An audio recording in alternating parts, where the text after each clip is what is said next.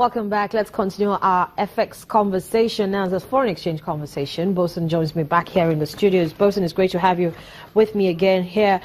So we're taking a look at how the central bank has continued to sustain intervention in the foreign exchange market. Last week, about $768 million was sold by the regulator to end users. Now, the regulator has vowed to ensure ample supply and says it will sell short-tenured forwards of 7 to 30-day maturity, mainly to manufacturers this week. And the bank says these significant injections of foreign exchange into market should reassure all foreign exchange users of its determination to continue to meet all legitimate FX demands in the market. Bosun, let's bring you into this conversation.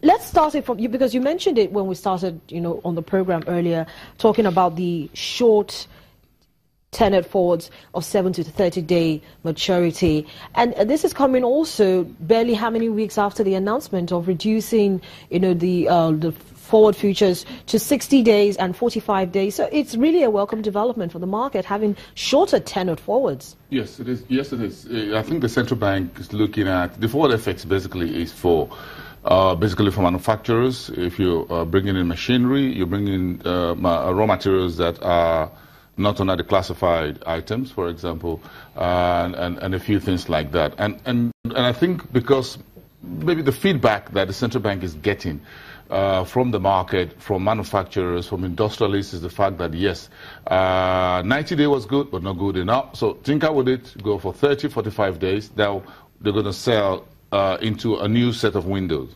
So the 60 days or 30 days will still be there, but the new tenor will be between 7 and 30 days. And what that means basically is that manufacturers can now, it's like the transaction cycle in the stock market. You're looking at make your bid on Monday, which is today, April the 10th. Then you get your dollar demand as a manufacturer next week, Monday, which would be the 17th. Technically, that's what it means. So it's a 7-day window.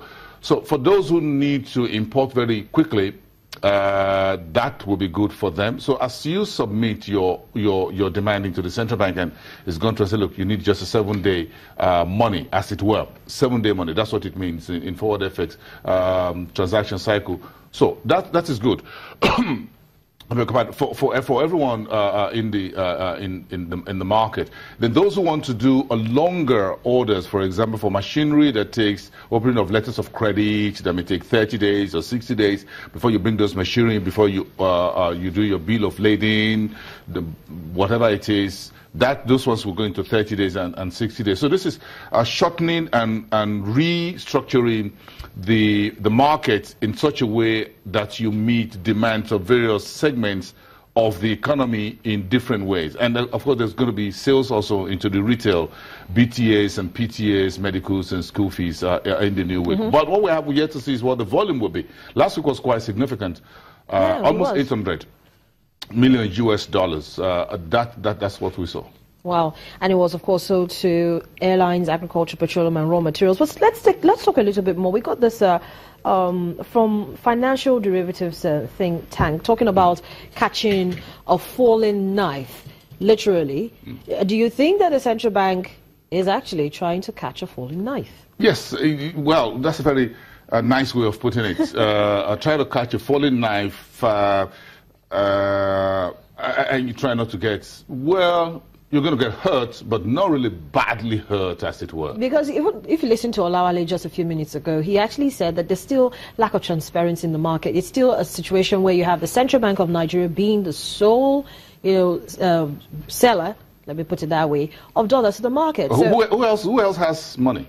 Well, I don't have dollars to sell into the market. I'm not sure you do. But then you have international money transfer operators, and I'm not an international money transfer operator. So who has money? International money operators will send money into the country based on what folks abroad send in. If they're not sending money in, then you don't have inflow. Look, who's sending money in? Where are you making the money? Look at the economies in Europe, for example, where you have, well, a good chunk of our diaspora inflows. Things are really tight out there. Look at the Brexit. Look at how everybody's trying to look for jobs in Europe, trying to stimulate the European economy. So who has that pot of money to send in? And those days are gone. We have a new world order as we speak. Everybody's trying to fight for his own shirt outside these markets. So you don't have such diaspora money of $20–30 billion we bandied about in the news. This money don't come in that torrent anymore. So they're coming in trickles. So it's not as heavy as they used to be.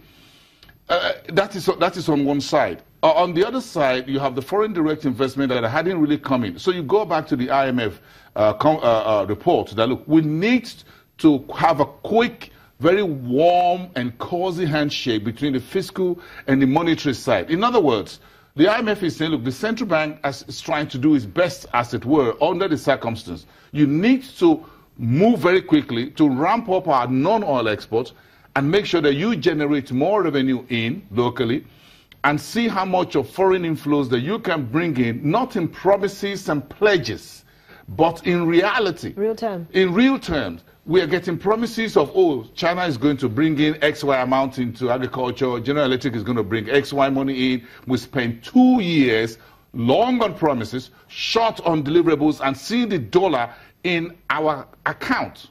We don't see that money in here. So we need to see those monies coming. That will help the position that the central bank is trying to maintain by selling rapidly into the market. Then you have the oil companies that, so you can say all the companies are making money, but they've seen a low side in oil prices. As soon as oil prices recover a little bit, they are also stacking up on their dollars, okay? They're not going to just fritter it away and sell into the Nigerian market. If they sell into the Nigerian market, what they pick up is the Naira. So the Naira is weak.